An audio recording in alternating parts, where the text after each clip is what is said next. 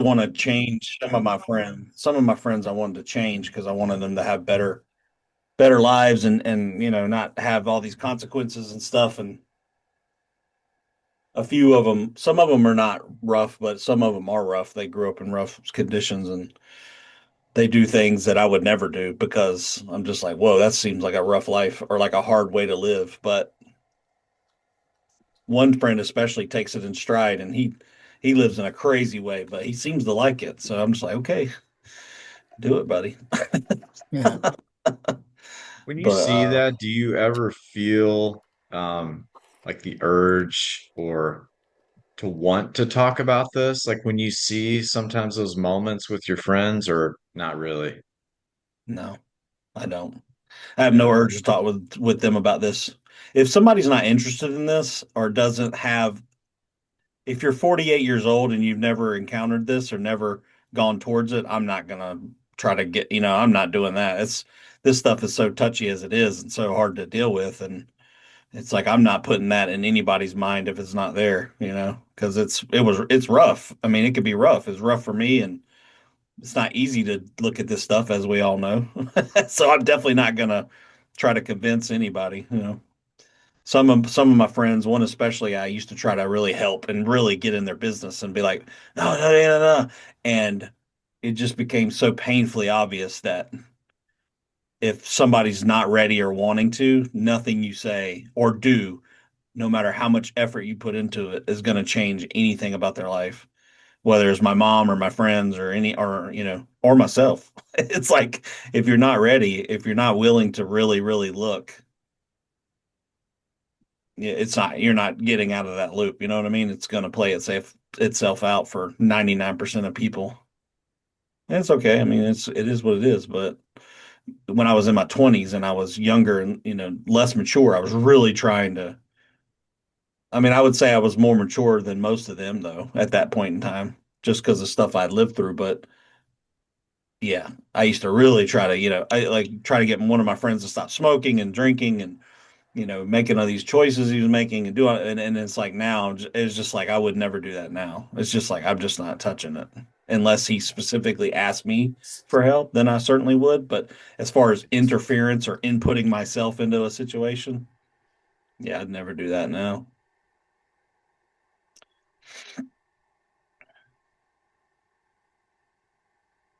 But we have a great time. Don't, we don't have to just have fun to play top golf. We just hang out, play top golf, and just and one of my friends he's been bringing his son who's like 21, and he's just starting, in his life and doing, and he's really well adjusted and good and stuff. And so he comes with us and hears our old stories and stuff like that. And that's fun to have a younger generation guy there and just be like, whoa, because they live so much differently than Gen X lived. And they'll say, you did that? I'm like, yeah, we did.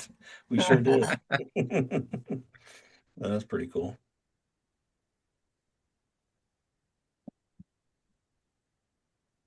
Tony, can I ask you a question? So, my circling event's coming up, and it sounds like, a few other people in the group, although I'm not sure. It sounds like Angelo has two things going on in March, two circling things, and I don't know what the other Hmm. people in the group are, what one they're going to.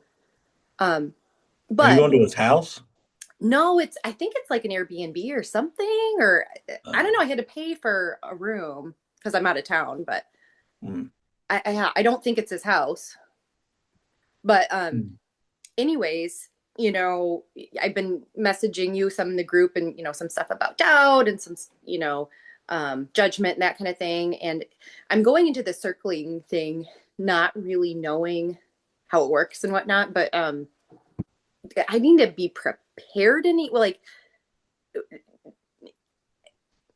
the thing that I'm worried about is, going there's a lot of people that say like, yes, I know I have that pit in my stomach and I know that's where I need to go. And like, I don't have anything like that. Like, I don't have like a place I go that I know I need to address kind of thing.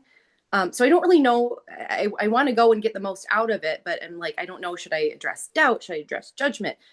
Is it something energetic in my body I need to be finding? Like, I don't know what to do because I want to make sure I get everything out of it that I can, but I don't think you have to do anything. Nothing. Like don't prepare anything. Okay. When you go there, like the basics of there'll be like 10 or 12 people there probably, and he'll spend a good 45 minutes with each person. Mm-hmm. So you will probably explore all those things in one form or another. But you'll probably something will probably come up that you did not remotely expect Mm. Okay. because you're probably in a way not looking at that on a daily Okay. basis because you feel like you don't have the time, or it feels maybe there's a protection there you're protecting that you don't want to go there. But um I did it with him. I helped him in the circling at the retreat in Mm-hmm. December, and it's tiring. I mean, it's a long day. It's a long day. But uh and he may even take even longer now because when we did the circling at the retreat, it started at 5 and we went to Mm-hmm. almost midnight.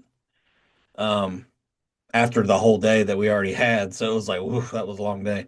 So with y'all, I don't know when he's starting, but if he's starting in the morning, like he may really go as long as it takes with each person without cutting it off. But when you go there, the only advice I would give is when you go to do it, you're not going to know most of the people, and everybody's going to be the same way. Everybody's going to be nervous and worried about it. Um, so I would say be aware of the thoughts that might come up right, as you're traveling there and when you're getting ready to do it, and the thoughts of like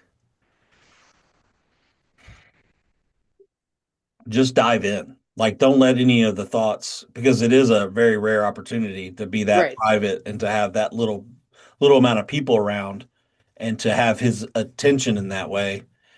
And you know,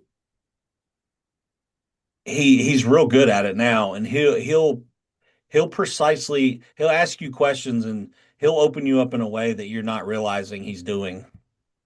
So you don't Okay. really have to, there's nothing to prepare for mentally yourself of like, I want to talk about this. I mean, Yeah. you could take one single thing in there with you that you want to make sure you address that you feel is important. Okay. But that thing, if you start with that, he'll be like, he'll gladly start wherever you want to start. He'll ask you, where do you want to start? And so I would kind of come up with something, one single thing, shadow wise, that you think is the most important thing to address, Okay. and go start with that. But it's going to open all kinds of avenues right after that. And it may go deeper into that, to a more base level thing, or it may pivot into something else that actually you realize in the moment is more important Okay. based on what he asked you.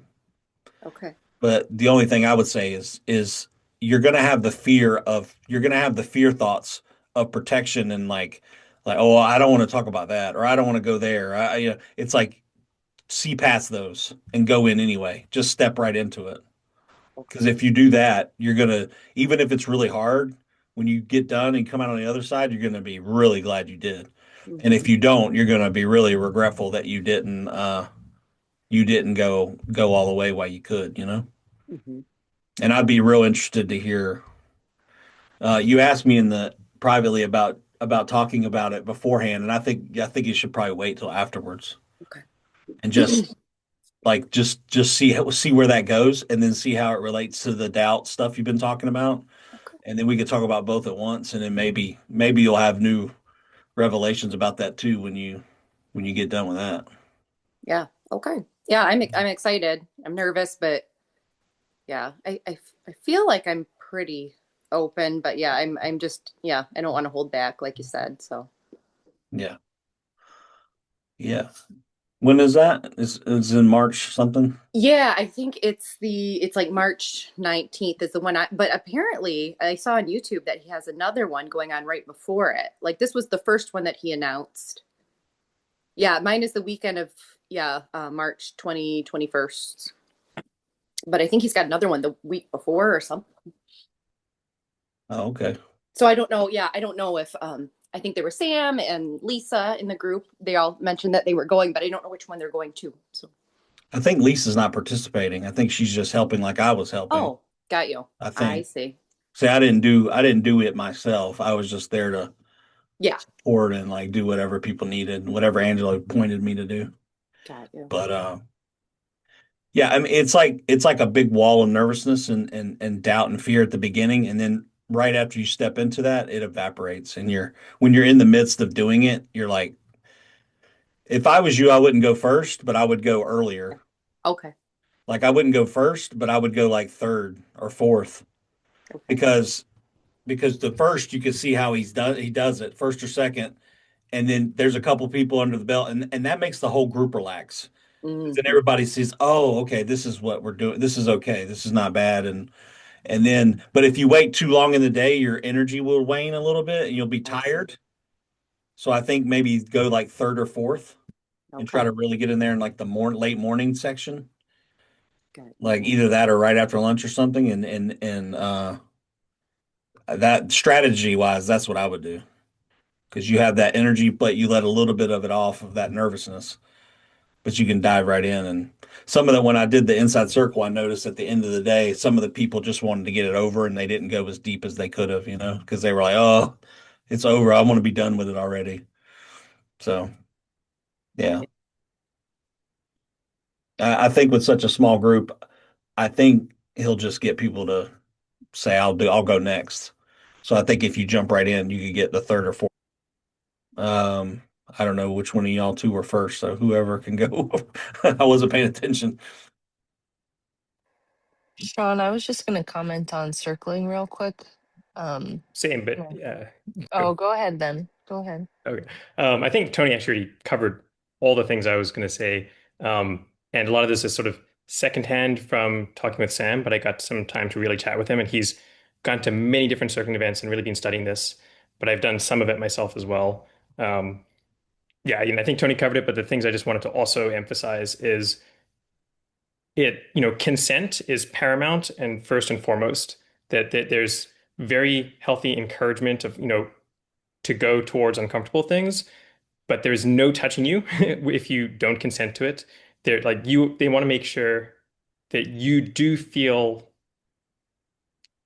I don't know if in control is quite the right word, but they're not trying to get power, right? They are showing as much vulnerability as the other people, they mean the leaders, coordinators. So it's very much not trying to be a power grab or get any kind of influence. No shame, no judgment. It's kind of specifically trying to make a container where it does feel okay to let all of that out. So as Tony said, like take all the masks off and then realize that it's actually safe and okay to have your mask off around other people. Um, and just some of the anecdotes that Sam recounted, I think from this specific group of exactly, again, as Tony was saying, that they might, with consent, bring in a few big guys to hold someone back, and the person they're holding back, they've checked in with them first. It's kind of like, okay, do you want us to help you feel like you can fully let this rage out? And then they do. So it's not like the person was getting out of control and then they suppressed them. That I think also can happen, but it was kind of we're going to allow you to just let loose. And I think that even in one of them had an activity of, it might have been like a punching bag and a baseball bat, or like a carefully premeditated, thought out way for someone to be able to physically express rage and anger if they needed to in a way that wouldn't hurt themselves, right? So it's very deliberate. It's not pressured. It's not expected that people need to show that rage, but it's sort of if it comes up, that's just another thing. Yeah, that's it. I'll keep it brief.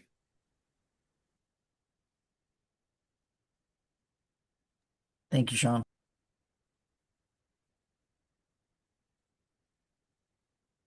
You're muted, Okay, Alyssa. you're on mute. You missed it. No, thank you guys for sharing all so far. And I just wanted to say a little bit about what I learned doing circling in May last May with the Inside Circle guys.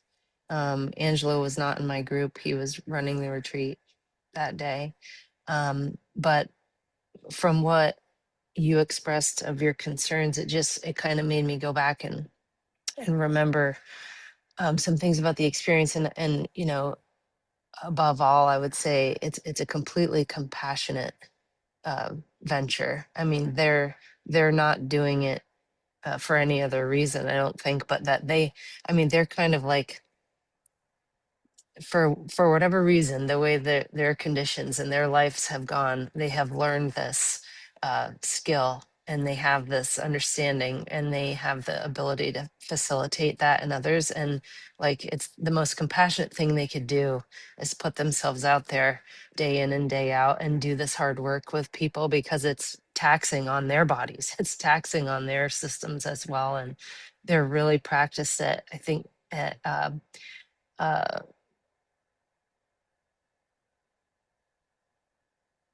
kind of hand, like, they're responsible for their own energy boundaries as well, and they step away if they need a break, and somebody else steps in to kind of take over, so that whoever is assisting a person who is in the middle of the circle has somebody with the fullest amount of compassion and attention and energy, like that's why it's a kind of a team effort. So there's a benefit to there being a number of trained facilitators around you, not only because physically that can be helpful if that's needed, but so I just wanted to say, especially highlighting the compassionate nature of the circle. um, they've seen everything. They've heard everything. They would not be surprised by the things that you've shared here. um, I think what's amazing is how they identify what's blocking you from releasing some of that, protecting around it and guarding around it, that causes suffering in day-to-day life, right? Um, and then, oh, the other thing I just didn't hear anybody mention was there were a couple women in our women facilitators in our circling group as well. Rick's wife Heather and Tatiana was there, and I don't remember if there was one other woman or not, but so there's it, there's kind of a breadth of energy, breadth, DTH, of energy, and kind of a dynamic, responsive, and truly compassionate kind of container that's created. Um, I think there was one other thing, but I forget. I just wanted to highlight that, well, you might see the physical, like watching the work, like seeing the physical, uh, oh, um, like seeing people, like my understanding and what the way that I related to it was seeing it looked like people were birthing feelings that had never been allowed to fully come out and be born and released. And so there was kind of like a labor and contraction process to ultimately uh, whatever it is, like releasing and letting be what it is, the feeling that needed to come out. That was like my original kind of like lay understanding from watching the work, but it reminded me of childbirthing for myself. And then I won't get into that anymore, but um so there were women there, and there was one other piece. Oh, just that sometimes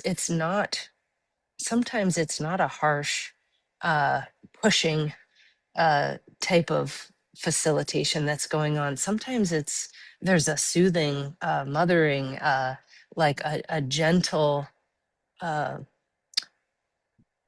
kind of almost coddling, if that's the energy that will help to facilitate. So it's not all one way. Um, and their brilliance is meeting a person exactly where they're at. And 40 minutes in a circle with them could look like all those things, and punching pillows, and crying. I was the first person who went in my group within 5 minutes was throwing up. And I'm telling you, they are ready for that too. That's not an uncommon thing. That's something being coming out and being released. And I'm telling you how That would ready have they been a demon in my world. see, but there is Yeah. no judgment. There is no problem with that. They didn't even, oh my God, she's gonna throw up. It was with eye contact, not even saying words out loud. One of them looked at another one. That person grabbed the candles and flower that were set up in the middle of the circle, dumped out the bowl and brought it over so the person had a receptacle to throw up in. It's so brilliant and intelligent and compassionate. I guess that's what I'm trying to say.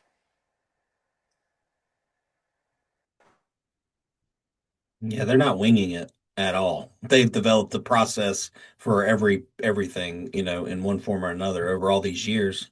I mean, I think at this point they've probably been doing it 20 years, the same thing. So, yeah, that work documentary was that 2018 maybe, but they had already been doing it in the prisons for years before that. So, it's at least 15 years old, probably more. Yeah. I think that would be your best bet. And if for some reason you couldn't figure it out, then Angela would be a second best. I don't know about circling groups in the area, your area. That would be a crapshoot. I don't know who they are or what they do, but I would definitely recommend the circle guys first and foremost. If you had to travel even somewhere else, like they're coming to Angela's retreat in a couple months, and I think it's full. They have backup waiting list spaces for that retreat too, but I'm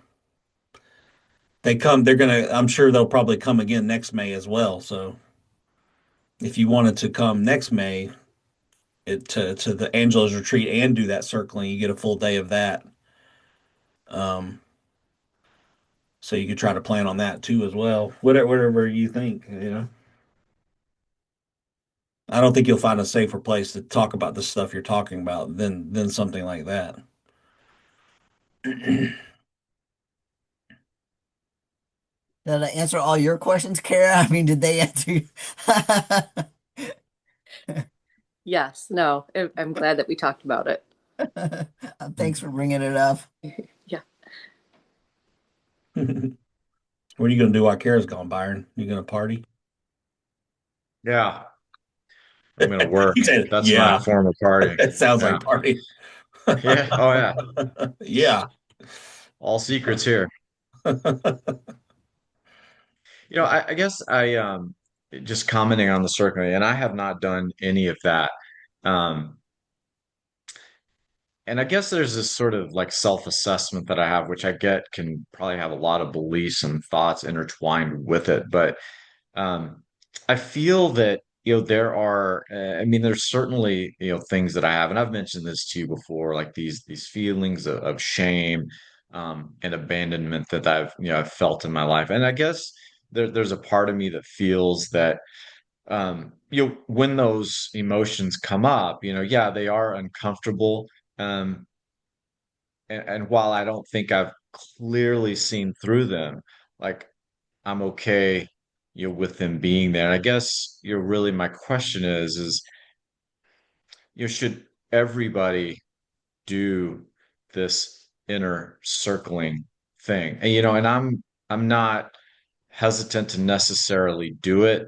Um, and I guess at the same time, my question is, um, do I need to do it? I mean, I get that everybody should be doing some form of shadow work, dealing, with those emotions. And while I don't think that I would necessarily have these feelings of, rage that might come out, because I think that, obviously everybody's trauma is different. And for me, I never experienced like any physical or sexual abuse, and not that it can only be those things, but um, for me, like I think a lot of my shame originates like with my father, and that he was essentially born with this learning disability, and I think that I kind of dealt with being ashamed of him, for essentially most of my life. And so, while those emotions around that feel uncomfortable, um, I'm also, I guess, feel that I can let them come up. So, I don't know. I guess maybe I'm getting a little bit off the topic here or getting a little tangential, but um, I guess I'm just wondering, would circling potentially help that. Um, and I reserve the idea that maybe there are things that I've suppressed that I don't even really realize that maybe could put me to the level of rage or something like that. Does that make sense what I'm saying? Yeah, yeah. I think most people have rage in some form, in some way from something. I mean, and it doesn't have to be, very traumatic. But also the other thing I'll say about it is I'm not I mean, I didn't do circling on my path at all. But I also beat my head against the wall, was fucking like in really bad shape for several years. So if I had done it, maybe it would have really helped. You know what I mean? I don't know. So, but like circling as it's coming up now as a modality is like it's the thing. You know what I mean? And a couple years ago, Angelo was talking about TRE all the time, and that was the thing. And now he barely mentions TRE, and now it's all circling. And Angelo really got into circling, and because of the work, he was really inspired by it too. And he got into it, and uh, it's like from my point of view, the unconditioned of the unknown comes up in all kinds of ways, in every form to express itself, to look at itself, to work with itself. Like I always talk about movies, it expresses itself in form in movies and ideas, and it expresses itself in circling, and people can get stuff out. You can get stuff out of it for sure. There's no have tos though. You know what I mean? It's just being honest with your experience, and um, maybe Kara could answer that question better than anybody. Does he need Yeah, it? I'll be drilling her. I'll be drilling her once she comes back from this. That's for sure. No, I do think he would get a lot of benefit from it. Mhm. I mean, not I've never done it, so I don't know yet, but just based on from what people say, I think absolutely. I think so. Do you feel that there's repressed anything there with him? Maybe a little. Yeah. I mean, Well, very guys especially have repression on some level yeah. because we're taught from birth to have that repression. Like, do not show your emotions, do not be vulnerable in any way. I was really taught that, and that's the way I learned. And um, I didn't learn it directly; I learned it indirectly.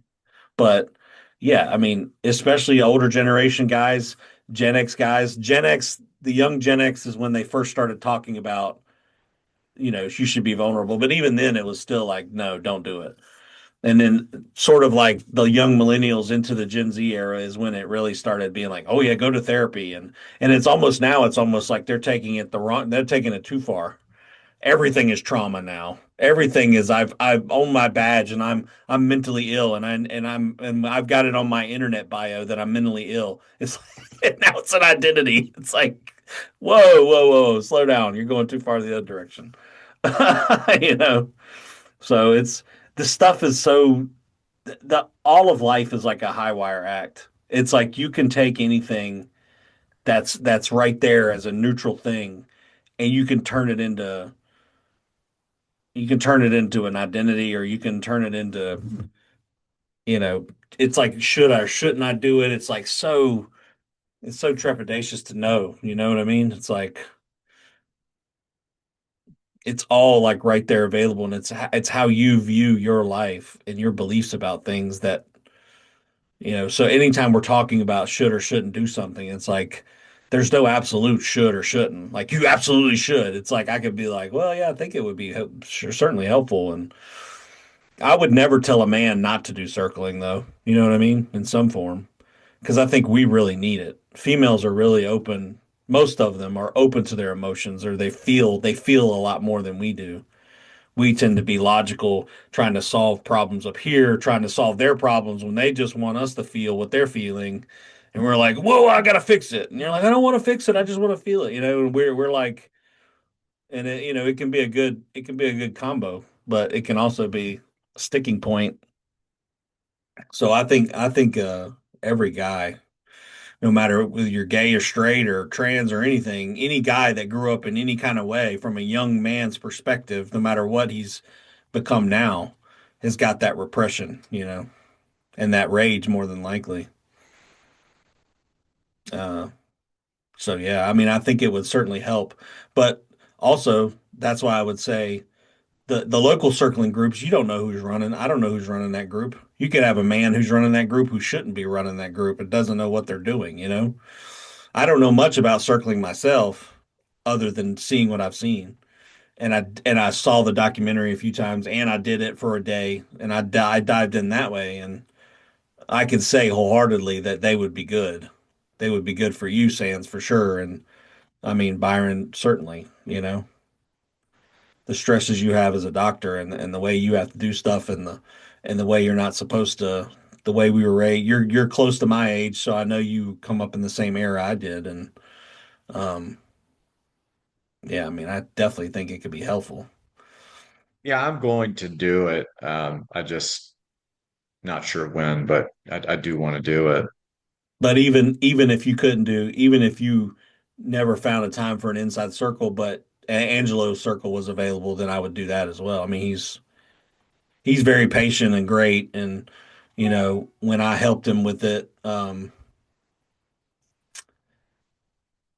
Annie was in the one that I did, and it was great, and it was very everyone was very. It's like when all those people get together, and everybody's afraid to share, and then people start sharing. It's like that you feel the energy of all that protection just go away, and then everybody in that group then is like doesn't mean you become best friends or anything, but for that time period it's like, oh, we can be here without all that extra shit all the time that we carry around. You can literally feel it drop away. You can feel that people go, oh, it's okay to do this. And then everybody's really all in. And then by the time the whole day's over, you're like, it's very cathartic in general to let that down a while. And then specifically it could be cathartic in whatever specific way that you work on whatever you're working on. Yeah. It will not be an end all be all either, though. It will not solve all your problems, but it will show you how to work with yourself as well,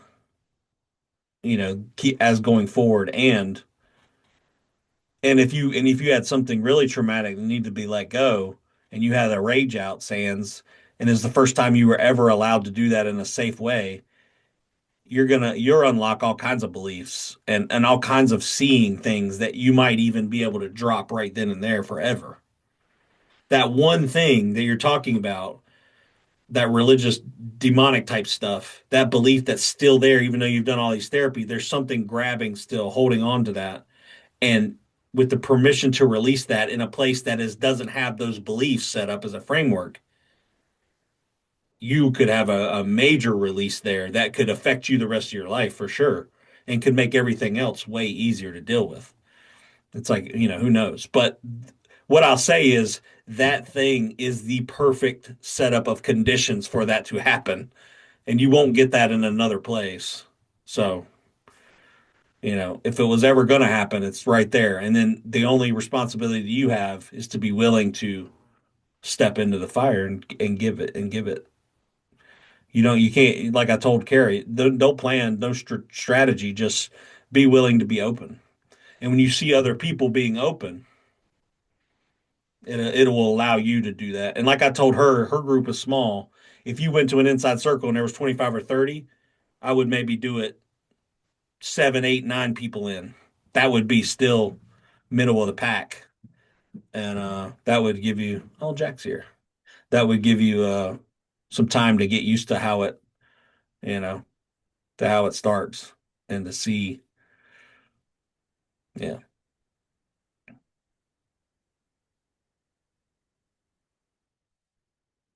I know when I had seen those clips before years ago of the guys in the prisons, I remember getting pretty choked up seeing that.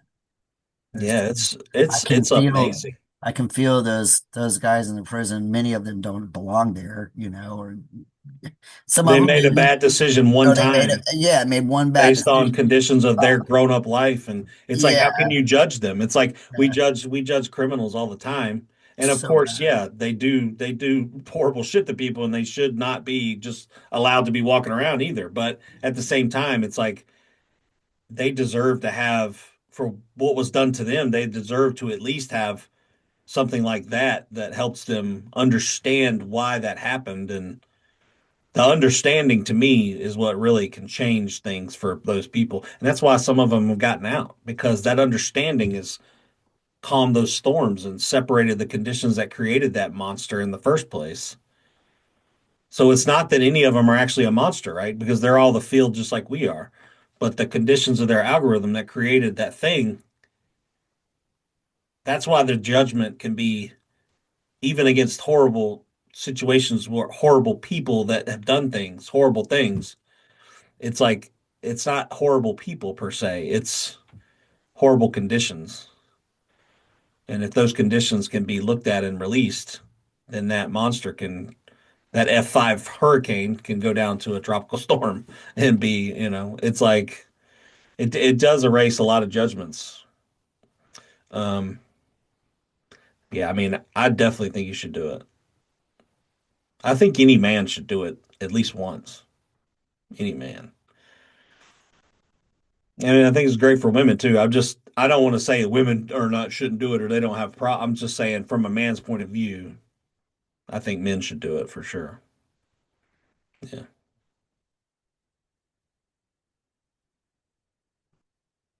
What's up, Jack?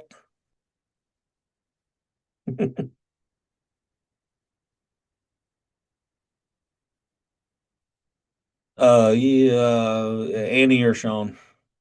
Everybody should just talk. There's only like 10 of us. Hey, Just wait for uh, the break and say something. um, I don't know. I just got really emotional listening to you guys talk about that. Um, and yeah, I'm gonna say I think everybody should do it just because just being in the circling group. I've done one online a couple online with Inside Circle, um, and I've done one with Angelo and Tony. Um, and even the people that like didn't have an explosive like rage out or any of that, it's everybody's carrying around something. And you could really see it in there. Like there was stuff, I'm not going to give anything away for people's autonomy, but like there's some stuff that people were carrying around that like they thought was normal and it was normal for them. And they had a hard time like accessing, I think that it was a heavy load. Um, and it just gave me so much compassion. Like when you look at people and you just don't really know, like they're just carrying around a lot of stuff. Everybody, I think. Um, So I just wanted to say that. And yeah, and I had like an absolute rage out. I think I could safely say. Yeah. I um, wasn't going to say that, but if yeah, you saying that, to hold yeah. this real close. Yeah, I didn't expect that. I mean, I wrote in the group chat that I just went in with the intention like, okay, I'm just gonna go where I need to go, and I don't know where that is, but I'm willing to go there. And I just set that intention. And like as soon as it started, and like other people can trigger your emotions too. Like it kind of went in a direction I didn't expect. I didn't even know what I expected, but this was not what I expected.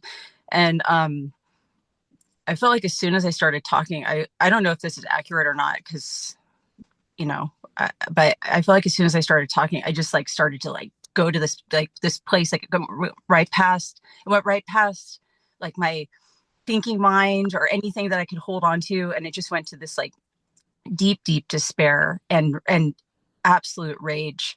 And I'm so grateful that like Alyssa was saying, that container of compassion was there. And if anybody's worried, like they don't leave you high and dry. It's not like I didn't just get like opened up and then they're like, okay, moving on. Like I really felt like they made sure that I was solid enough to like they like made sure I was okay before they moved on. And they did something with me where after I was really, really opened up and, enraged and just like absolutely screaming in despair. Um, they asked me what I needed, and it's like intuitively you just kind of know, like, and it's like it's a safe space. So it was like one of the first times that I was like in that position where I actually got to ask for what I needed. And they sat like Esho and Angelo sat behind me and like with their backs up against me, and I can't express how like for the like truly the first time in my life I felt real support, like deep support, but it was like within me. They were just showing me what it felt like. And then I was able to like find that within myself. And I've carried that ever since. So Yeah, how did that circling with Angelo affect you from then on since then? um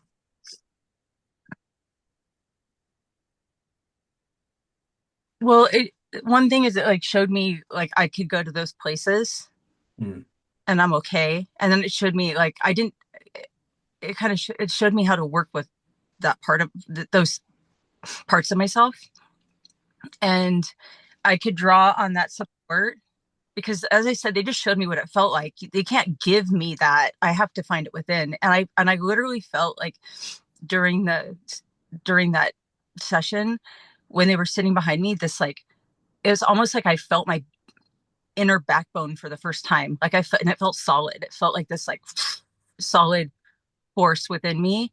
And I can draw on that because that's like they showed me what it felt like to have that, and I realized it was always there. I just didn't know it. Hmm. Yeah. That's part of the reason. I mean, I created the Zoom. I mean, I didn't create the Zoom or this group or the Telegram for me to spout off isms about life. You know what I mean? I didn't do that. That's not why I created it. I created it to be like the slow rolling retreat or circling.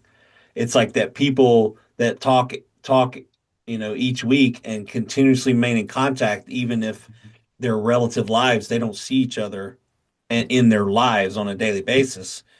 It's like you get to know people and then you find it's like when we're doing the Zooms, we're kind of dropping our mask as well. It's not always emotional, but it is it is talking about your beliefs and your fears and what you're afraid of and what you're mistakenly might be misperceiving. And then we're talking, it's like and I'm not, and for me too, like I said at the beginning, it's like I don't tell my friends don't know anything about this stuff. So the only people I've ever had to talk to was David and Angelo before I started the group. So then I thought, well, and I resisted doing it for a long time. And then eventually and I do, and now, and then it's like, oh, it's like I can benefit from this as much as anybody because talking about this stuff with other people makes it more clear for me and helps people and it helps myself. And you get to know people and then they start to trust each other over a period of time. And that's why I was stressing so much at the beginning about participating. I'm like, because if you don't participate, nobody knows you and then you won't get the relief yourself that you could get from participating. But also, I can't make people do that. And that's people have their own lives to live. And if they don't want to, they don't want to. And all I can do is kind of offer it in this way. And I think that what's obvious has become very obvious is that the people who participate are getting a lot out of it and are changing themselves and are having beliefs deconstructed and emotional deconstructions and feelings and acceptance and I'm seeing it all the time. I see it in private messages. I see it on the Zoom. I see it in the Telegram and and I like responding to that. I like responding to that. So that's why, in the one-on-ones I've had with people have been every one of them have been awesome. I wish I could share every one of them, but I mean obviously I'm not going to do that because that's private, but I mean Mark let me do it. He said I could. Um, and that was because we were talking so much about meditation and the bird on the wire stuff that I was like, oh, this would be great to put on. And he's like, oh yeah, okay, go ahead.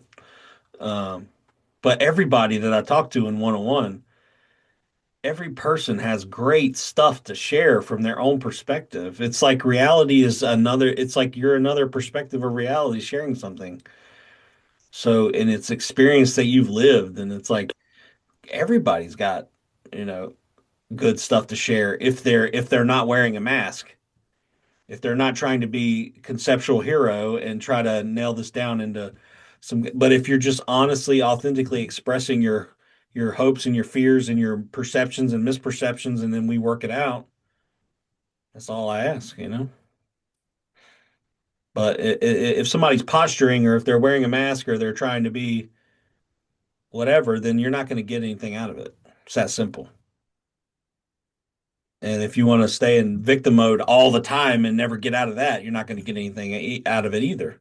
But if you honestly step forward and be like, these things are happening and I want to look at this and I really want to look at it, and you do look at it, you will change your algorithm, and no doubt, because you're bringing things to light that have never been brought to light before. It's just like last week's Zoom when Sean was talking about the belief, and we hash it out, and sometimes it's hazy and it's confusing, and we're working it out, and sometimes I need to work it out, and then we got through it, and then I said something, and he said, "Oh, that belief right there is blah blah," and that was like boom, carries him forward, and he carried it forward, and then he put it in the group yesterday or the day before, and then I responded, and what he said in the group, it's like that's what I'm talking about. That's what I want the group to be. I want people to be breaking it down, you know. And but if he wasn't sharing honestly, and he just said, "Do you think that non-duality and quantum physics are going to align one day? We're going to have an ultimate." It's like that's cool. It's fun to talk about that stuff, but that's not going to change your damn life. That's a mask. You know what I mean?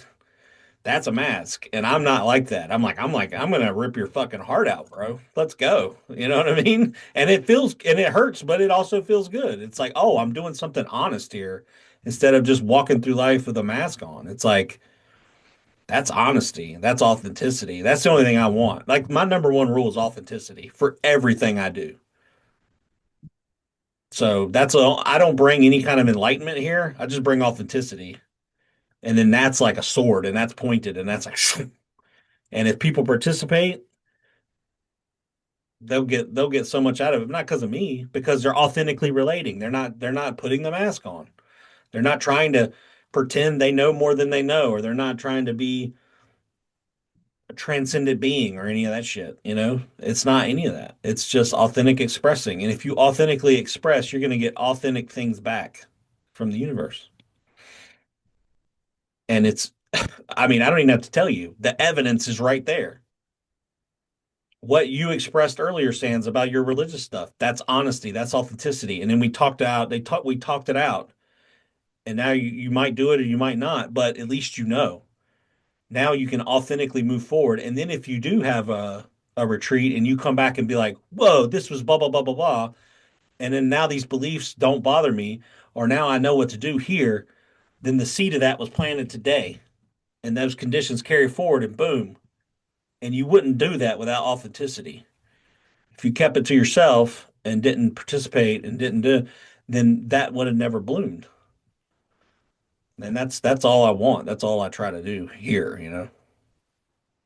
So I think I went on a little rant, didn't I? Good. I'm a ranter. Well, Sam with the dapper lawyer picture there. Hey, What's up?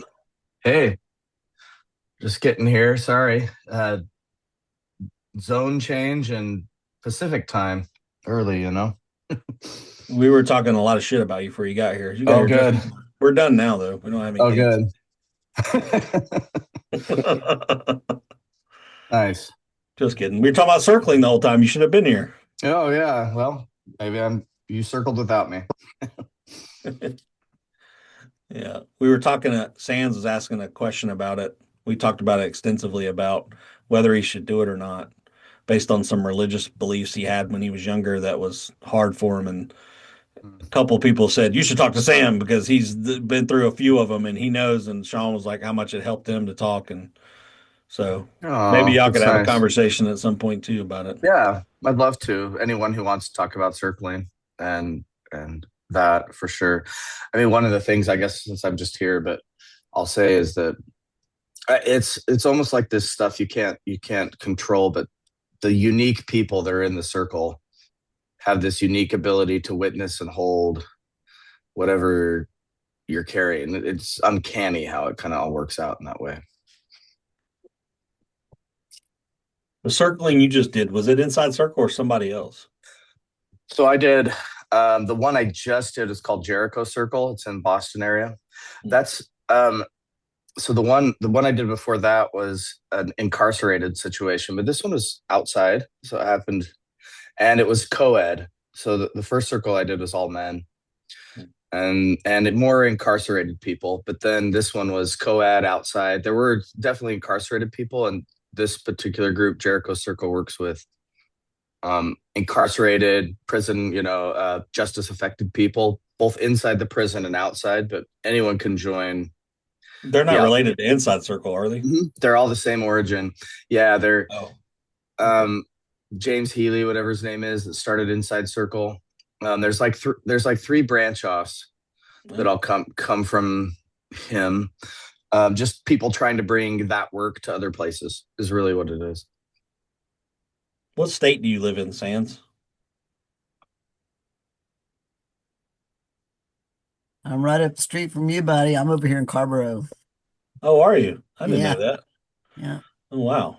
Yeah. Jeff is near here too. Yeah. Chapel Hill. We kind of talked a little bit on the chat a couple of weeks ago. We're gonna meet up for lunch at some point. Oh, okay, cool. Yeah. I thought about you over there in Greensboro. I thought, yeah. Yeah. Like if I go meet him, I'm committed. Then I don't know if I want to do. I want to be all scared, I am not scary. I don't Yeah. think. I love that you love movies, though. Movies are the best. Oh yeah. I'm They're on. right. They're right. Awakening reality. Yeah. Like right Oh here. yeah. Right Or series, Netflix. Oh, yeah. Great series that they're good. Yeah, for sure. Yeah. I'd treat them the same. Oh I'm yeah. watching Landman right now, and I love it. Right on. Catching up on that. But yeah, Sam would gladly talk to you sometime about it if you want privately. Just y'all just message each other privately and talk about it. Samuel, when you said Jericho Circle, I had all kinds of reactions right off the bat. It's a biblical name. Hell yeah, it is. It is. And I'm like, no, fucking no, I'm not doing that. I have massive amounts of religious trauma. I mean, it's and that was real to me, and I had to check and make sure that wasn't biblical. Cool. Which it's not. I think they did take the term, like the walls come down is the idea. I think they took that, but it was very secular. Okay. The what they do. But yeah, that was, I mean, actually almost at least in my circle, almost everybody that was with me had religious trauma of one sort or another. So in Jericho. It was probably actually heavy on that. My circle was heavy about religious trauma and sexuality trauma, which was just interesting. My group had, I would say, at least 2 queer people in there. In my small circle, there's bigger and smaller circles, but oops, sorry, I'm trying to get my phone. But yeah, so I mean, none of them are religious based. But I don't know. I'll get religious. I mean, I'll hear somebody standing up at a podium speaking, and if they say anything that sounds kind of biblical, anything, just that whole recreating kind of that environment. It's funny. It reminds me. I went to a funeral years ago, like 5 or 6 years ago, and I was sitting in the front row because it was like my cousin something died, but I didn't know her really well. But I went to the funeral because I was family. I was in the front, and it was this old church that was like old time religious church, like fire brimstone. And I was sitting in the front row like this, and the guy was talking to the crowd. And apparently, whatever I was doing, he didn't like because I must have been rolling my eyes or something because he was hitting it hard. He was hitting it so hard about the devil and hell and da da da. And I must have just been like, what the fuck, just sitting there. And he came down. He looked at me in the middle of it, and I was like, "Why is this dude looking at me?" And then afterwards, he came down and introduced himself to me, just right away, and was like, "Hi, I'm so and so." And I was like, "What's up?" I was like, "I'm Tony," and then he's like, and then he said he told somebody else in my family that I had the devil in me because I guess I didn't like what he was saying. I was like, "Okay, well, maybe I do. Maybe I got both." Yeah, it was like it's just so funny how people will just take something and I probably was making faces, probably did look like an asshole, but that's just the way it is. That's a funny story. People can frame you, but imagine if I took that to heart and believed he had any power over me, and oh God, maybe I do have that. It's like, psh, nah, nah.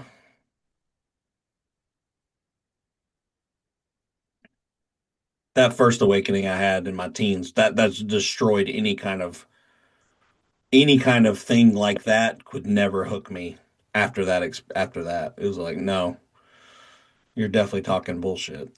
It's like it just wouldn't be able to do it. Mm. Yeah, the time changed, Joanna, so it's 1 hour later. The day time changed last night. Started at 11. It's okay.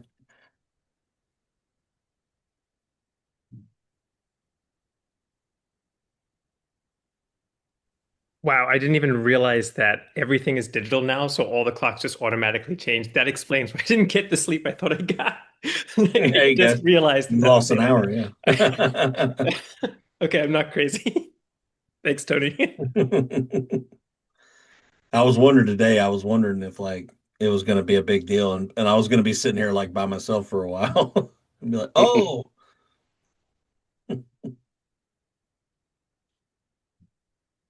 yeah, 11 Eastern, 1 p.m. Brazil.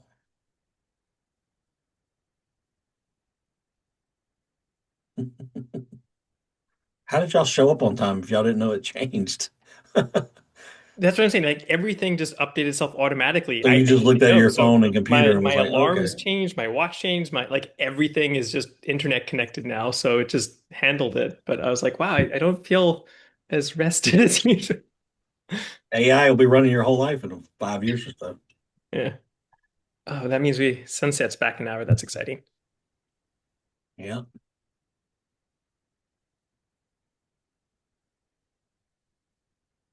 We still got a while left. Y'all want to talk about anything? Yeah, I would I guess like to bring something up that, Ariana initially addressed and then Sean, wrote about it as well. It's about the whatever the thought of, awakening is gonna take care of all your problems kind of thing. Mhm. And I talked about this with Kara a little bit yesterday, but um and how Sean like was looking into that. I mean, he did that so eloquently. But I guess when I look at that myself, um, and I'm trying to figure out how to really say this, but you know, and I guess I almost look at you, Tony, like you having this awakening experience in your teens, but you didn't really have like this frame of reference with that. And sort of this, it is going to take care of everything. I guess how I look at that is, you're still going to have these emotions that come up. You're still going to have like these sensations that are going to be, really difficult, and they're always going to be there. It's not like they just, magically go away. And I guess the difference between, um, once you have an awakening is that you just simply don't identify with them. They come up and I don't even know if at that point it's that they feel difficult. It's just that they're intense, maybe, but that they're okay to be there and they have nothing to do with the small I or the Byron or the Sean or anything like that. Is that, You just don't believe the second arrow. The first yeah, arrow still hits. You just don't believe the second one. You can't be drawn in that way anymore. But like the first awakening, I would say it made 20% of my life better and 80% of my life worse. But it was the Yeah. nature of how it happened, and there was no reference, like you said. And, you know, like when I said I would never be caught in that religious, could never be caught by that again, because that explosive leaving, when I say explosive too, I don't want you to think if all of this disappeared at once, you would describe that as explosive. But it wasn't explosive in my experience, like explosive, like a bomb. It was more explosive as in like everything went away for a minute. Yet the field was there, but every objective thing was gone. The whole experience of life was gone. But so that sounds explosive, but in reality, as it's happening, it's kind of quiet, but it's explosive ramification wise immediately afterwards. Like I can't explain it what it was. If I try, it'll just be, you know, insane. But seeing that directly, it's like my first mentor David said, you had a direct encounter with reality, direct encounter. And it was like boom, and it was like boom, and it was gone, and then it was like seeing the stuff reformed, reality reformed. So yeah, if a guy tells me, a religious guy tells me you're this and that, and I'm hearing him spout his beliefs that are so strongly said with no evidence behind them whatsoever, other than memorizing a book and saying that's the truth. There's nothing here that's going to believe that. So in that sense, in that kind of way, it really helped me, right? But as a teenager just starting his life and trying to figure out what he's going to do and all that kind of stuff, that conditioning was there. And it removed a lot of shoulds and shouldn'ts, but it also left me at a loss for what should happen.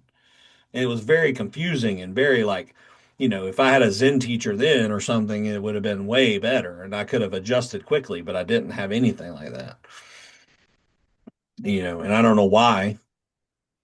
What I did was I fucked around with reality and I found out and I didn't know that that's what I was doing. But that's basically what happened. I was like, what's going on? I want to know. Why am I suffering? Why is this like this? And I kept prodding and I kept poking the bear. And eventually it turned around and was like, this is why. And then I was like, oh shit, and it was like, but it was the innocence of like a teenager, but I earnestly really wanted to know and I would not take no for an answer. So finally reality was like, all right, here you go. And it was like awakening and it was like, but it wasn't, it's not like awakening isn't good or bad. It is reality. You know what I mean? It's just like, here you go. And then that's it. There's no comfort there. You know what I mean? It's like when Morpheus in the Matrix was like, what I'll tell you is not the truth of the Matrix is not necessarily comforting. It's just the truth. All I'm offering is the truth, nothing else. That's what it's what it feels like. And that's what the first Matrix movie is very potent. All three of them are in a way, but the first one especially is like it's got a lot of truth in that movie. Like they really that and Donnie Darko, they really both those movies really point like so directly. Um, but so it's like there's a belief that's propagated by, and it's really propagated by a lot of the ways that some people project this stuff out, and they're very calm. Someone, like a Rupert Spira, he's like very calm when he presents it, and he's like, and that might just be his personality, or he might be putting on an act. I don't know. Maybe he's just a soft-spoken dude, and he's always been that way. And there's some scholars who are very, professors who are very formal, and they're very soft-spoken, and they're very, whatever. And maybe he just happens to be that way, and he talks about this stuff, and that's the way he comes across.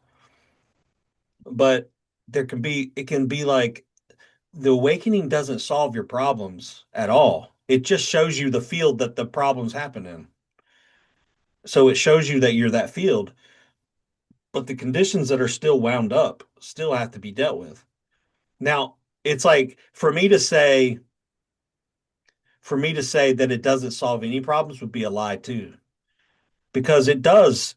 Seeing something like that does immediately unravel some things and some of the grasping about life and beliefs and stuff in different ways. And it does change that. But probably the things that are most sticky are there. It's still going to be there for sure because they're the most tightly wound grooves and they need to be seen. But the only real difference is afterwards, that stuff is the greater reality the stuff happens in is known and it's always there after. And then you have the conditioning, the algorithm to still deal with. And, you know, some things will unbind themselves naturally, and then some things just need to be seen more. But the reason why I talk about it from the perspective that I do is like I try not to use teachers, you know what I mean? I try to just talk about it from my perspective. So the reason why I frame things the way I do, because to me, it's like everything I ever tried to do to fix anything did not work. It took me deeper into the algorithm. But if I stopped and not grasped and just see things and look at things as clearly as I can, when I saw that belief, any belief I'm working with, and I saw that clear enough, it's like, oh, and it's like an insight. It doesn't have to be a full on awakening realization, but insights, it's like a lot of ahas. So if you see the belief, and you're like, oh, I'm doing this and it's hurting myself, or I'm doing something and it's hurting my kids. Maybe your kid tells you something and it's like, oh, you don't do this, dad, and you go, oh, I was hurting my kid doing that, and that behavior immediately stops. You don't have to work on it, but the clear seeing is like so my little trifecta would be you put attention on something, that's a normal attention. Then if you're really looking at it, that's clear seeing. And that's time slowing down. You're really looking at the beliefs now. Now you really care. You got the gasoline of the earnestness and you really want to know. If you're hurting your kid in some way, you really want to figure out why you're doing it. You know, all of a sudden the motivation is there. You don't need to make that motivation happen. And then you really look, and then time slows down and you start to see the processes more clearly. So then that can change. Once you see that clearly, drops away, your algorithm will change itself. There's no person there making a change. You're just seeing it from the field. You're seeing it from outside of the algorithm. So then a full on realization of what you are would be turning around and seeing the field itself that it's all made of. That's a realization. But it's not explosive and it's not you're further ahead. You see everything talking about you're further ahead or I'm behind or I don't think this happened. Every bit of that is within the algorithm because it's a thought. But the turning around and seeing what that's happening in, which I try to point to when they have people say the direct pointings.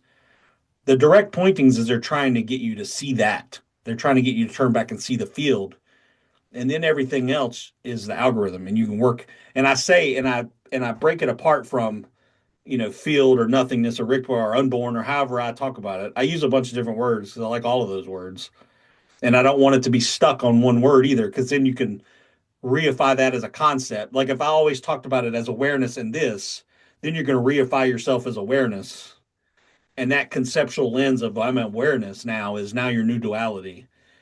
So I try to talk about different words to say it's not one word. It's just whatever word you want to use. But the actual thing that I'm talking about is beyond the words. And it's the presence that you actually are.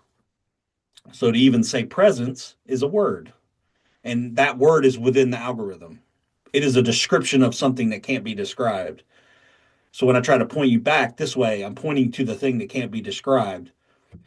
But it's not like back here, but even using words back here is trying to get the human version of you to be like, it's not in the objective world. So you say step out or step back or any of that is just words that's framed that way because the belief in the separate self is thought is taking it that way.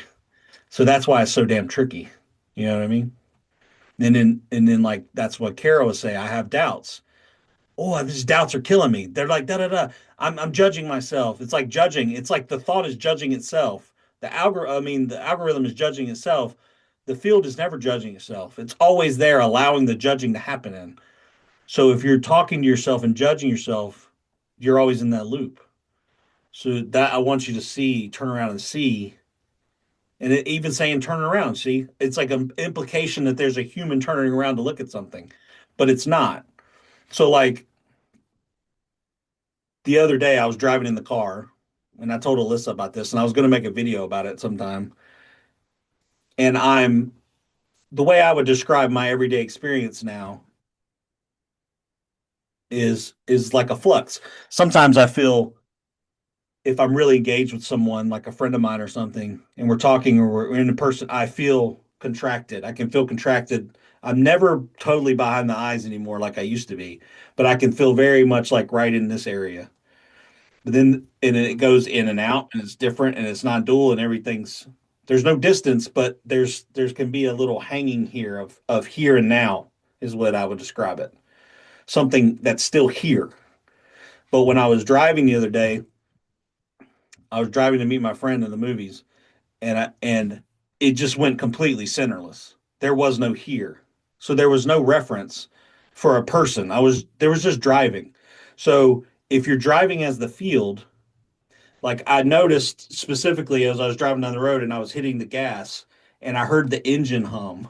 Right from the point of view of a person, from a point of view of here as a reference of I'm a person here, the engine is out there and my foot is pressing it, the gas pedal, and all these names and forms and concepts about a car.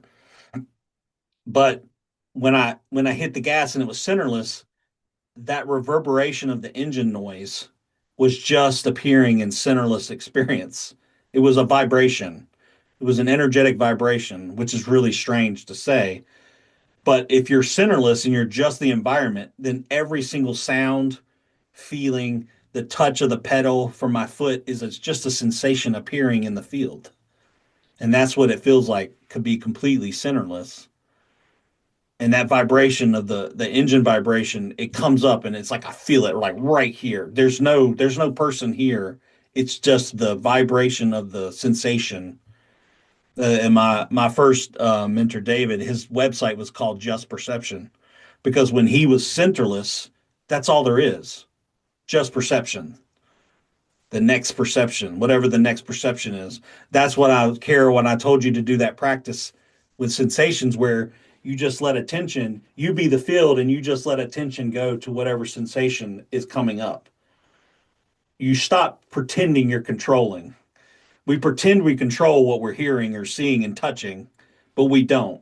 It's like I'm talking to you, I'm looking right at your face right now, but then all of a sudden I notice the sensation I my attention went to the sensation of my butt on the seat. And it's just natural. Tony didn't direct it there. So now saying that I hear the voice. I hear my voice talking because that's where it's going. And now I'm looking back at you. And that's why Byron, when I did that thing with you last weekend, I think it was, where I was like, look at my voice come up and listen to it go away. Because I'm trying to get you to hone in on one sensation from the point of view of the field or the Rigpa or the unborn. Trying to get the unborn to notice the born and then the born collapsing back into the unborn. So and those teachers like that Trina girl who always does direct pointing, that's like her main deal. It's good. It's good. And it's trying to get people to like a first awakening. And I try to talk about it. I try to talk about this stuff more. It's just the way I do it. I try to help people with the algorithm and I try to point to the outside the algorithm or the thing that's not, because I think the belief structures is what really makes people suffer. If you see that you're having an awakening and you see that you're in the field or the Kensho or whatever, that's great. You still got to deal with life. You still got to deal with your beliefs afterwards. And if you have a belief that awakening, any realization is going to solve all your problems, you got a really fucked up belief there, because you're going to be really disappointed. If you do notice that, you're going to be like, oh, life goes on. Life is the same. You know what I mean? Like when I look at y'all and I look at the computer, there's no distance and there's form, shapes, and colors here, but I see the exact same thing y'all see. There's just not identification with a separate person, but I still have to deal with it. If something up above fell off and hit me in the head, no amount of wakeness is going to make that okay. It's like I got a dent in my head. You know what I mean? It's like you still have to live life and deal with problems Problems don't go away. But that did when you disidentify, the sensations are just that first arrow comes up, you feel a agitation about something, and it's just accepted because it is what it is real as it is life. It is the unborn becoming born, and it's not a should from the human perspective. It's like, oh, I shouldn't be feeling this. It's like, okay. So what's ironic is when it's okay, then it starts to settle.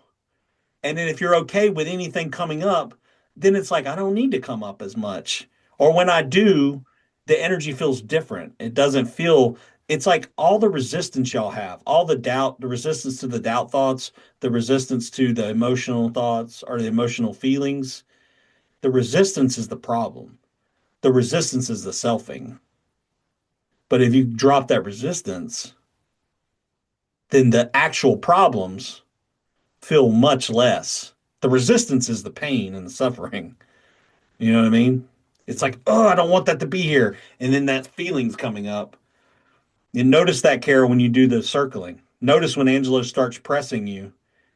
Notice you'll feel whatever you're going to feel, whatever the emotional whatever will come up, and you're going to immediately see if you can really be meta and notice right then. You're going to have thoughts coming up. Everybody's looking at me.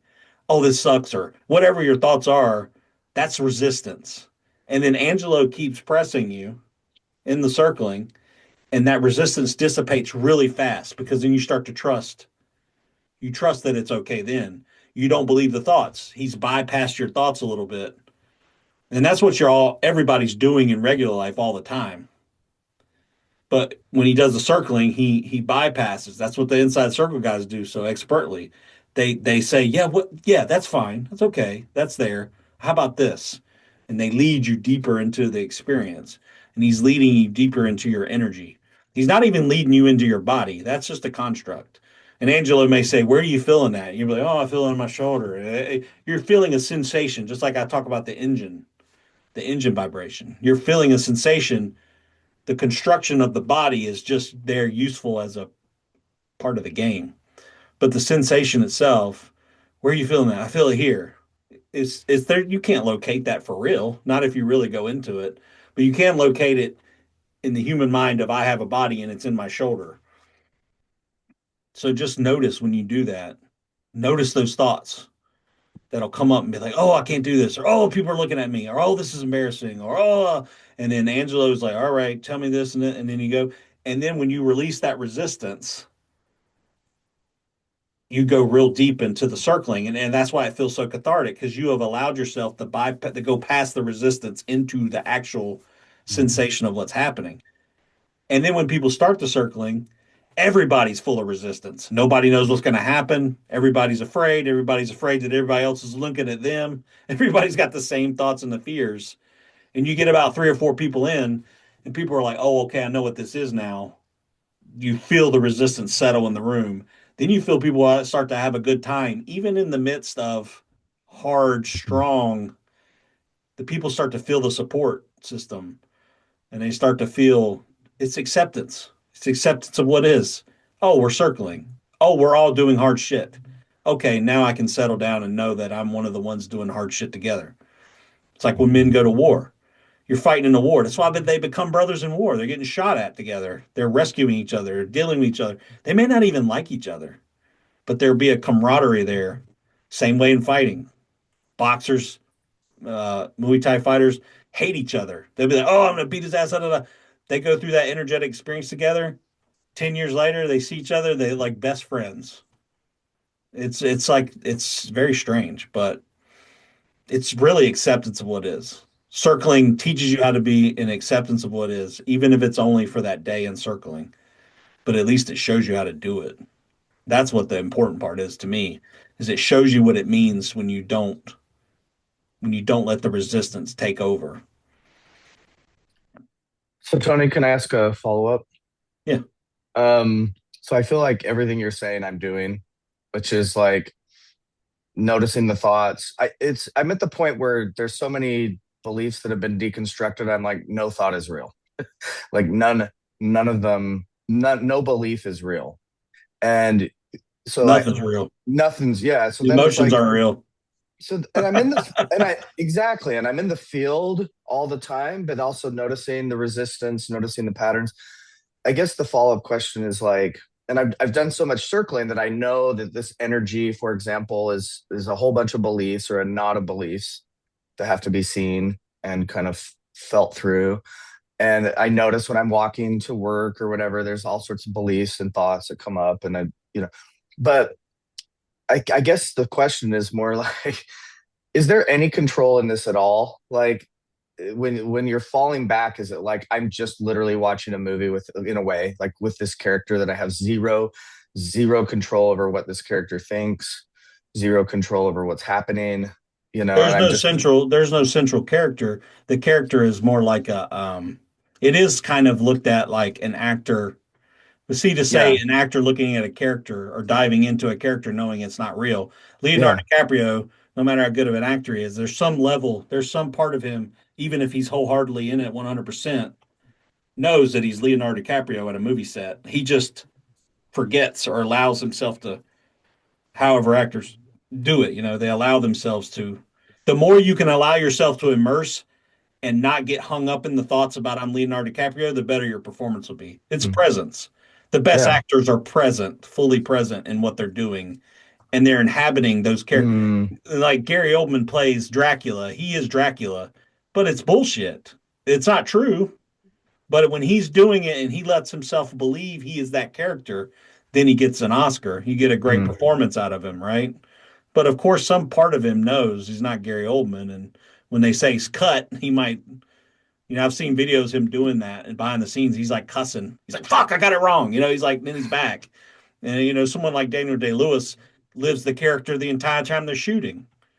The method actor. Mhm. When he cuts, he's still Abraham Lincoln. When he's out there eating craft services, he's still Abraham Lincoln. He talks in the voice and it's crazy. Does all that stuff. But um yeah, it's like the characteristics of the character still there, but the central separation belief is not there. But you there is a kind of a relaxation around it that happens automatically when that belief is dispelled. There's a relaxation about it, but you still,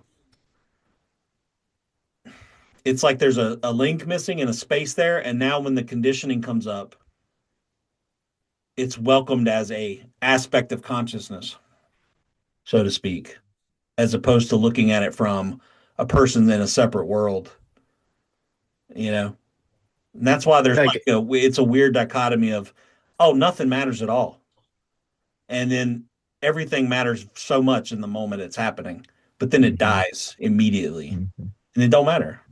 Mhm. It's super weird. It's super it's super weird, but it's like it's like a peek behind the curtain, but it's not fantastical. It's ordinary, but the ordinary is fantastical. It's like you don't need any transcendence. The sound of a bird is fantastic. It's transcendent in and of itself. Um yeah. yeah, so I guess if I was just talking, like, I feel all of this. And sometimes it feels like what's coming up is worry about the future. What's coming up is obsession about the past, and that's all still there. So then I understand or see that the mind's like wanting to do all those things, and I can get some distance from it, like it's all there. But then it's like, going, Here's what I bet about you, Sam, yeah, because of the way you're one of the ones that are really authentically going after, and you're in the hard shit and you're yeah, transitioning into a more authentic life. I guarantee you, with the perspective you have right now, when you're on your deathbed and you're about to die, you will be wholly grateful for your ex-wife and how big of a bitch she was. yeah, yeah, Because you lived that game, you lived that play, you did that movie, and you were like, yeah, she was a bitch, but I love her. yeah, yes, that's There'll it. be an aspect of that at the end of your life when there's no future to project, there's no hope for something else, and you're looking back at everything you did. You're gonna be like, wow, that time of my So, life, she really showed me what I really wanted to be. well, And that's she was a ironic. yeah. It's ironic you say that because I'm in Seattle right now, and she came to Seattle, and we had dinner last night together with the kids, and she and I literally had this conversation. Yeah. We were like, when we're both dead, we would be grateful. We're like, we both said this, that she's gonna get remarried. It sounds like found some new guy, and she's telling me all about it. But I was like, I wouldn't change it, having gone through that with you. Yeah. Like we were both taught, and it felt very genuine, actually, beautiful in its own way. Like we hate, we hate each other, but yet we're glad we did it together in Yeah. this interesting way. Yeah. It's like you just see the characters and you see the innocence of the characters in a way, Mm-hmm. why they are the way they are. It's like, of course, the way they are. Mm-hmm. And then that actually translates to my own character. That's what happened with me. Is I never really hated myself, but I did hate my situation and I thought I should be more. And I was like, I should be better, should be doing more than this and doing all this stuff. And then after the Anata thing, especially, it was like the dude that's happening in this greater field of reality is doing the best he can, just like everybody else. And then some people I might feel like aren't doing the best they can, but if I really look deep, they are. But what I want, I might be like, no, they're not doing. From my perspective, they're driving too fast. But I don't know. It's like you just kind of let go of the conclusions of I know what's best for reality. It's like, yeah, let people Mm-hmm. do what they do. Let somebody else deal with the judgment of what they're doing. But then if somebody's kicking a dog in front of me, I'm gonna kick their ass. You know what I'm saying? I know that's just how this thing works. That's how this conditioning is here. I love animals, and if you hit one in front of me, I'm going to knock you out. I'm going to stop it in whatever form that takes. And that's okay. That I've accepted that as reality. I don't need to put up a compassionate, oh, we should really, let's calm down. No, I'm gonna knock you the fuck out. You're gonna stop doing that. And then we can talk afterwards about, whatever, maybe. Or I may just want you to get away from me because your algorithm is too weird and messed up. But I still recognize you for what you are. Just the way I look at it. Other people may not look at it. Just from what I've seen in my own experience, I accept myself as this whatever person that I am.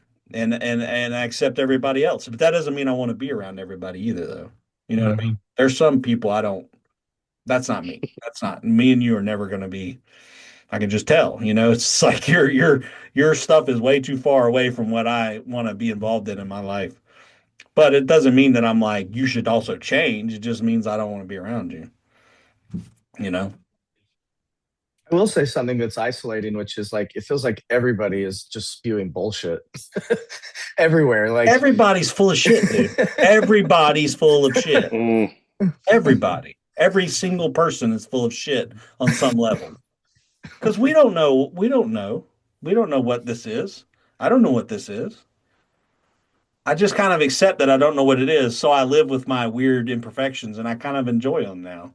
I don't feel like I need to change them. Obviously, if I'm really hurting someone, then I do need to change that I have enough whatever awareness, so you want to call it, to say, okay, I don't want to make someone suffer. The closer you also get to the source or noticing what that is, then yeah, the less grasping, of course, you're going to cause less suffering to people because you're not needing things from them as much.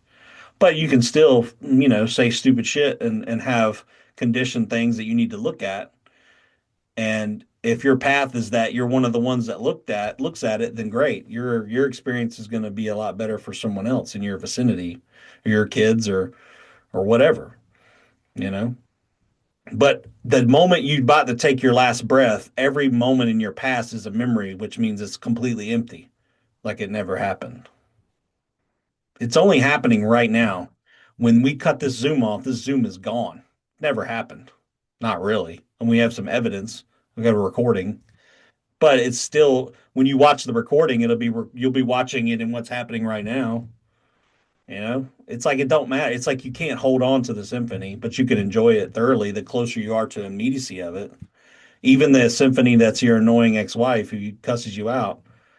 You know what I mean? It's like at a certain point, from a certain perspective, you take it all in as beautiful and grateful, but you can, people get really stuck in the victimization of this sucks and I want this, and then that's part of life too. But yeah, I don't know. Uh, Joanna, I want to say you said something in the comment. You said it usually works to come back to presence and loosen grip at least. Just be careful with the belief about coming back to presence. Your presence all the time.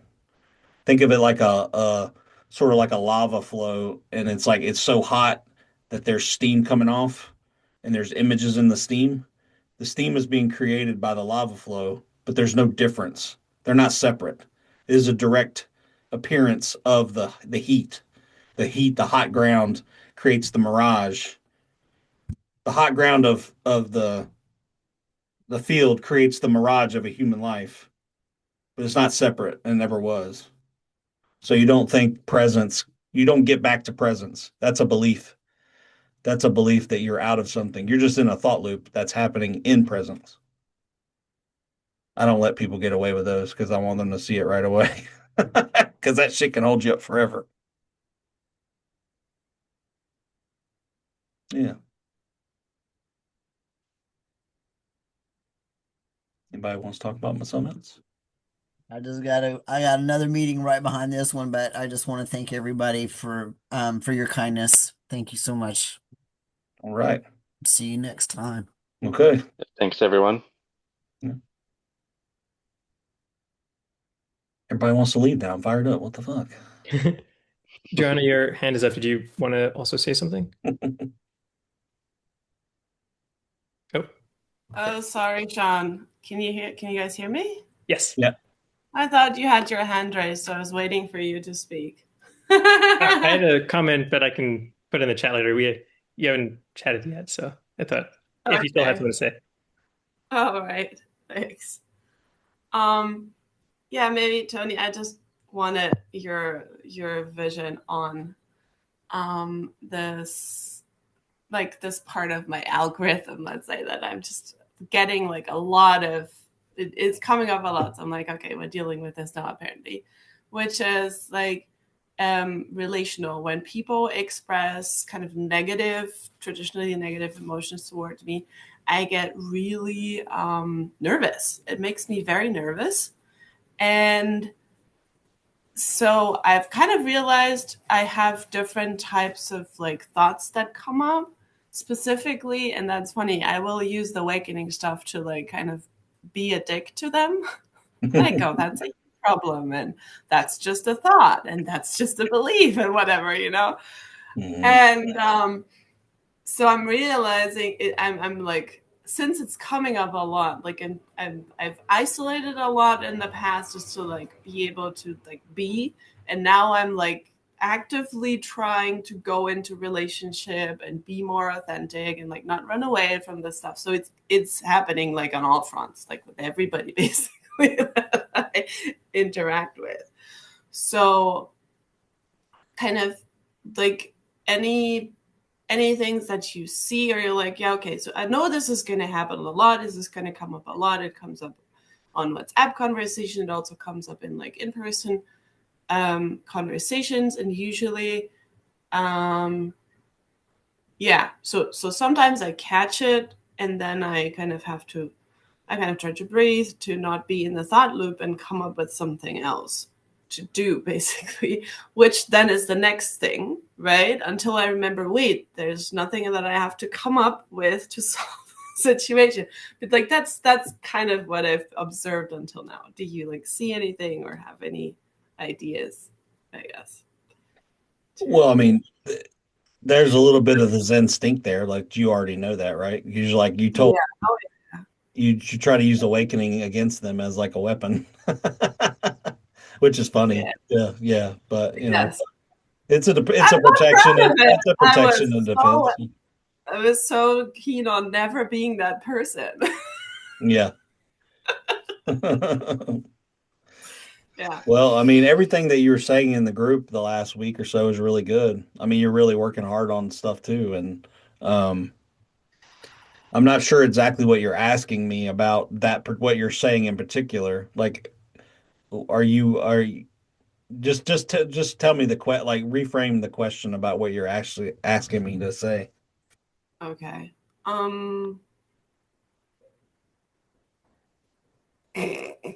Maybe I just wanted to say, save me, please. I don't want to do it. You're doing a good job of saving yourself in the group. I mean, everything you say is you're very attentive and very good at looking at your beliefs, and Yeah, just keep doing that. I mean, you're doing a great job at that. it's just hard. What part of it is hard? I think I'm scared of Yeah. something. Yeah. Yeah. Well, go into that. What do you think you're scared of? Dying, weirdly. Yeah. Yeah. Everybody's scared of that one. It's like if somebody's upset, I'll die. There you go. That's a really good one to explore. If somebody's upset with you, there's a part of you that feels like nobody should ever be upset with you, right? So that's probably a belief you have. Yeah. I've already kind of seen that, but it does come up. Yeah, it's like if somebody's upset with me, it's like it's the end of the world or something's wrong and I need to fix it. Yeah, so you have a need for approval from people? I think I have a need for them to be okay and believe that they're okay. Is that the same as a need for If they're approval? upset about their job, do you get the same feeling as if they're upset at you?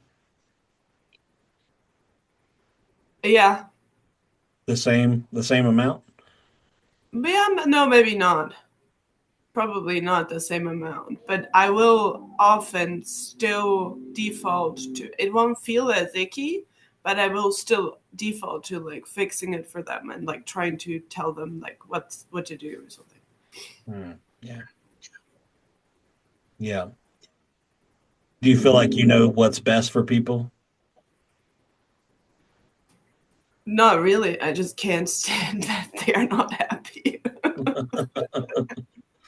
Well, I mean, that's good in a way. That could be compassionate, but you can definitely overstep too, with that. Oh yeah, it makes no sense. It doesn't help at all. Do you piss people off? Do you overstep and that makes them mad?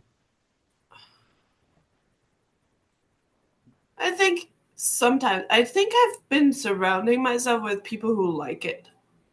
Who like for you to fix things? Yeah. Like So I they may be draining your energy because you're giving them and they're gladly taking. yeah. And if you get around people who like that, they'll take everything you got if you let them. Yeah, for sure. It's very rare that I'll meet somebody who will actually like tell me, look, this is not cool. You're overstepping. It actually, I mean, I think it just happened once really. And I still remember it was like, whoa. What's happening? I've never seen that. If I was you, you know what I'd do is I would try for like a couple weeks or a month to not interfere or give advice or talk to anybody about anything and see what comes up. See what comes up, see how they react to you, and also see what comes up in your thought system, your beliefs about that. As a practice, I would do that. I would only, for like a month, I would only worry about your own life at all. Just like what you're thinking and feeling. Don't try to solve anyone's problem. Don't try to help anyone at all. For like a month and just see if that's too much, just at least commit to a week or two and just see what comes up. See how they react to you. Help somebody if they actually ask me or not. If they what? If they actually ask me directly for like advice. Me. Just say, let me think about it for a week or two. I'll get back to you. Okay. Something like that. And if people get agitated with you, then they're probably taking too much from you. And if it makes you super uncomfortable for not do that for 2 weeks, 2 or 3 weeks to a month, you're definitely going to get some beliefs that are going to be obvious for you to look at, Yeah. Oh, that's good. That'll be plain as day. When you don't act on it immediately, it's going to get real uncomfortable, and you're gonna find out why you want to do what you want to do. You're going to feel that. Yeah. Maybe it's a belief of approval, or it's some kind of belief of if you can make your environment safe, then you'll be safe. If you can make everybody happy in your environment, then you'll be happy and everything will be smooth. Life will not have any problems. Yeah. It's Any kind of kind of. stuff like that'll come up. Mm-hmm. Okay. No help. No advice. Just look at your own processes. Don't extend your energy to anyone. Extend it all on yourself for 2 weeks. Maybe you do that to not look at your own Yeah, stuff. we kind of always do that, no? Hmm? Do we not always do that? Like when we just help ourselves, we kind of end up helping everybody else. Anyway. My experience is the more you look at your own stuff and figure your own stuff out, the better you affect your environment.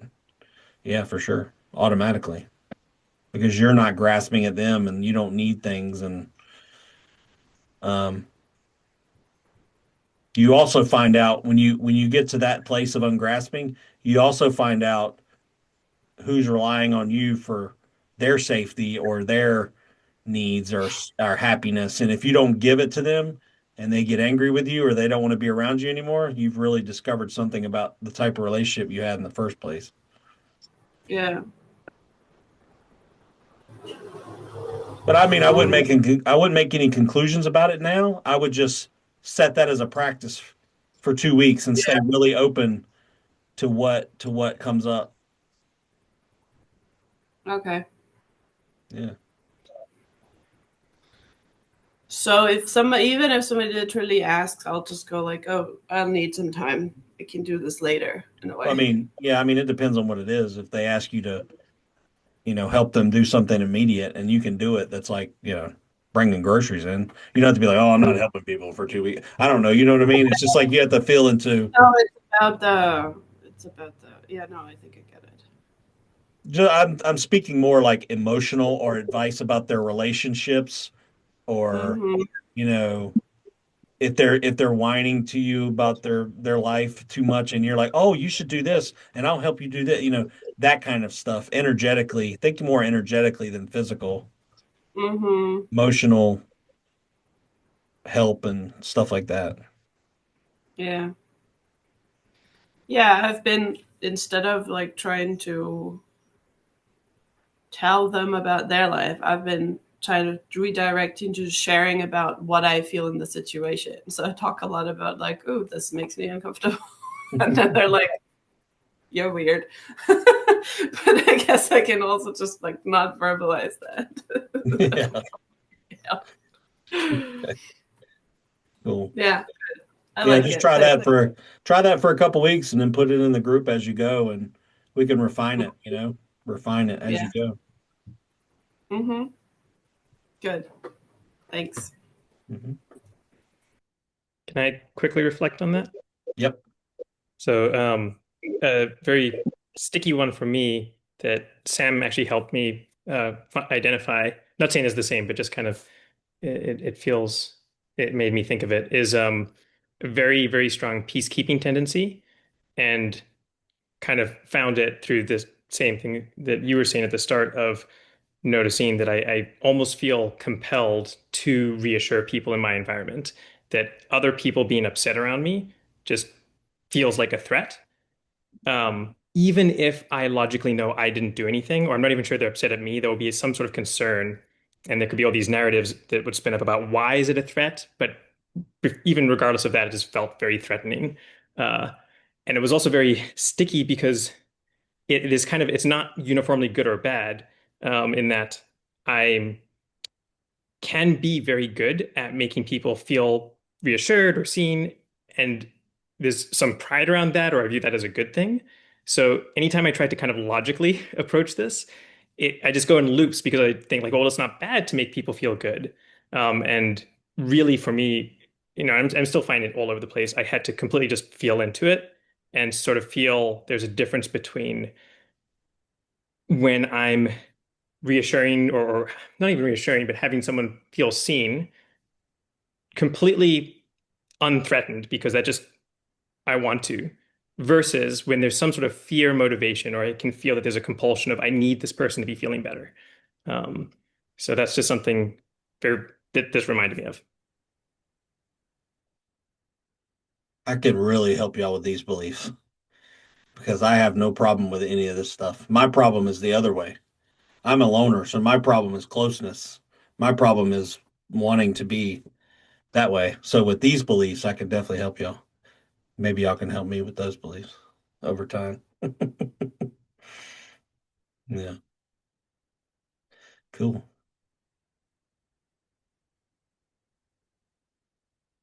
Yeah, Sam said people aren't allowed to be unhappy, especially with me. It's like, man, talk about suffering. If you need to everybody to be not be unhappy around you, you're going to be scrambling your whole life. You got to stop and let the plates fall sometimes, you know. In their own path, they may need to be unhappy, you know. Yeah. Same with my mom. Like, I can't, she's going to be unhappy. I can't do anything about that. I tried for a long time, you know, in different ways, but just acceptance of her path and her character's path. And I don't know what happens. I don't know if she gets to do it again, or I don't know how that works, but or maybe she doesn't. I don't know, but it's above my pay grade. That's what I say to myself a lot of times with this stuff. It's above my pay grade. I don't know. I don't know what's right for another person. I don't really know what's right for me. But if you live closely in immediacy, you just it gets revealed in the next moment what's right for you, and you just step right into it. Jack must have got kicked out or something.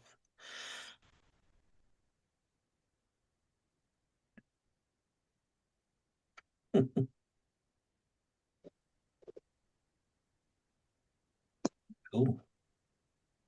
Well, I think what I'm going to do is I'm going to keep everything exactly the same right now until Angelo's retreat, which is in May. And there'll be 2 weeks where I won't be able to do Zooms in a row because I'll be at the retreat the first part. The last part, I'll be just getting home, and I'm not going to do it the next morning after spending a whole week doing it. So I'll keep it the exact same now until then, and then probably right after the retreat, then I'll change things up in some form or another. I haven't totally decided yet. I thought about the Patreon thing, but then I'm just like, man, it's kind of stupid. It's like I have to give Patreon the money, part of the money, and then I have to pay taxes on the money. It's just dumb to do that. So I was like, well, maybe I'll just, you know, do like a something per Zoom, or I might still just do a monthly thing and then just a monthly thing straight to like donations instead. And then the people who do pay the monthly thing, then I give them like a big discount on one-on-ones if people who want to do that. And the people who aren't in the group but want a one-on-one, then they'll pay the normal thing. Yeah, I might do something like that. Um, yeah, I'm not trying to become Rupert Spear or anything and have a big giant thing. I just want to help, you know, some people who really want to be helped and where they want to work on it. So do something like Yeah, that. you don't have to claim those donations on your taxes either if you don't want to. I mean, you know. Damn right. That's right. That's what I'm thinking. Yeah. Yeah. So what? Build a temple, get religious Yeah, exemption. I can see me building a temple. That would be interesting. That'd be an interesting place. Yeah.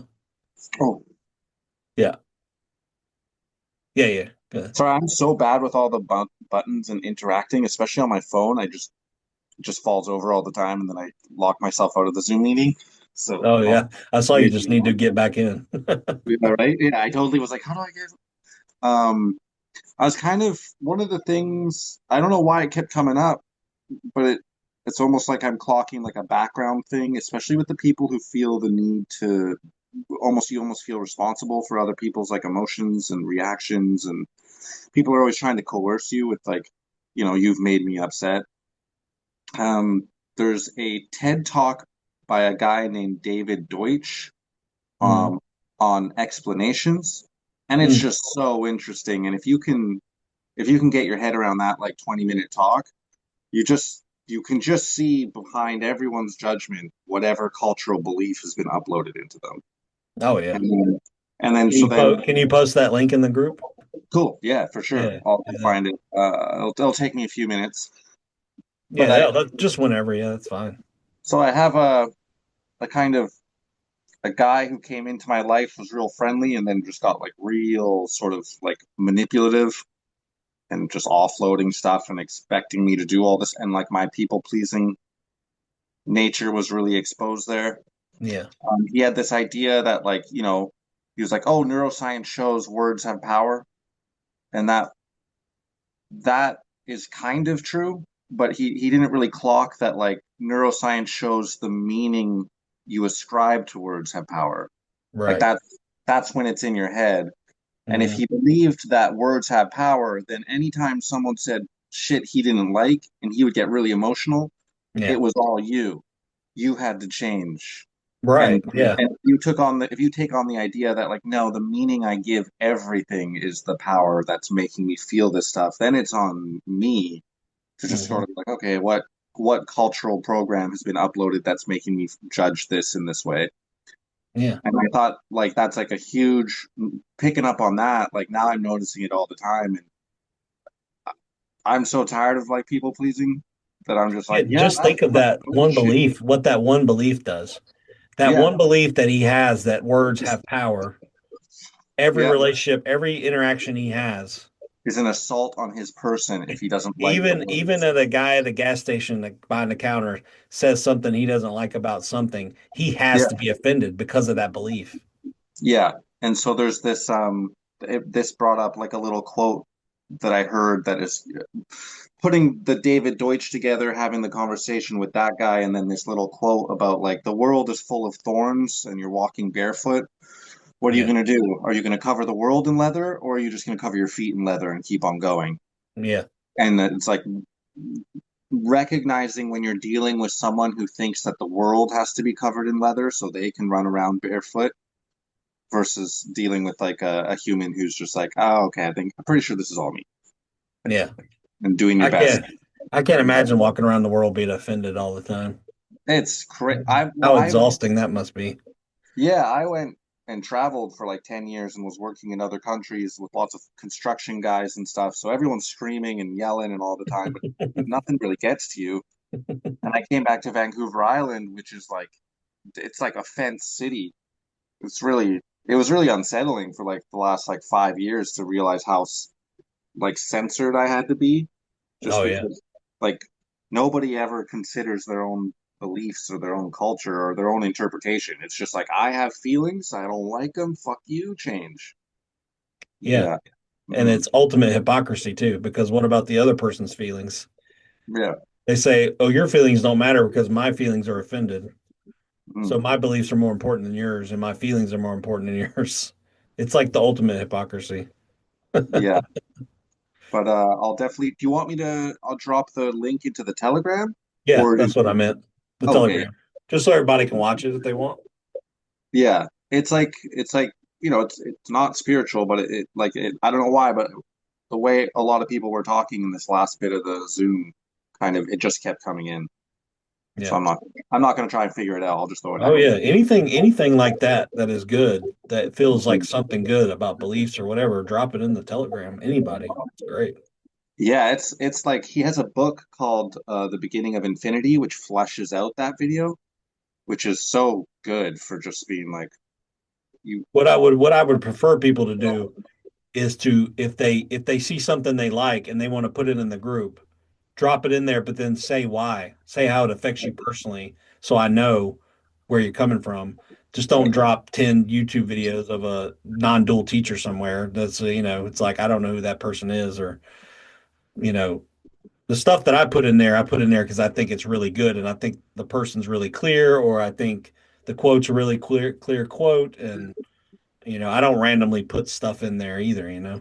So, Mhm. and sometimes I do say why I put it in there, but I think by this point, y'all know why I put it in there, and I don't need to do that. But yeah, if somebody wants to put something in there, just say why you think, a sentence or two about why you think it's good. Mhm. Will do. Cool. All right, y'all. We run this over. That's all right. I was in the mood, so we can do it. All right, cool. Thanks a lot, everyone. Sorry All for right. being late. Thanks, everybody. Oh yeah, no problem. Everybody, bye bye.